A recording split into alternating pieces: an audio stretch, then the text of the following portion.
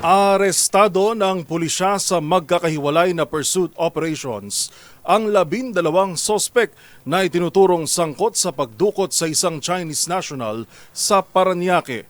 Nasabat mula sa mga sospek ang ilang peking police uniforms, hinihinalang shabu at cash. Nagbabalik si Edniel Parosa.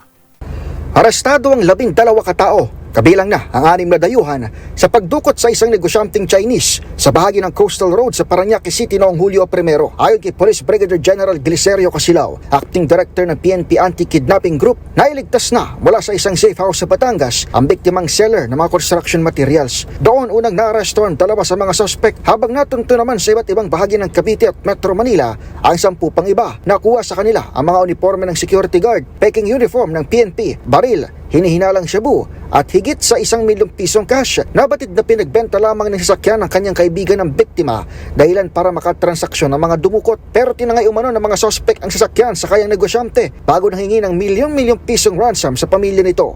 Sa pulong palitan sa Campo Crame, sinabi ni Casilao na muntik pang may pabiktimang iba ang grupo bago nasukol ng AKG.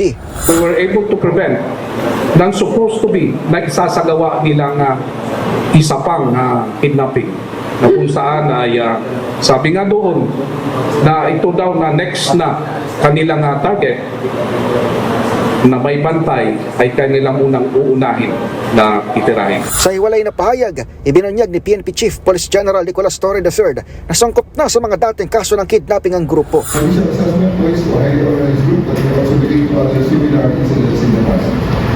This case serves as a strong reminder of the importance of immediate reporting, community cooperation, and sustained vigilance.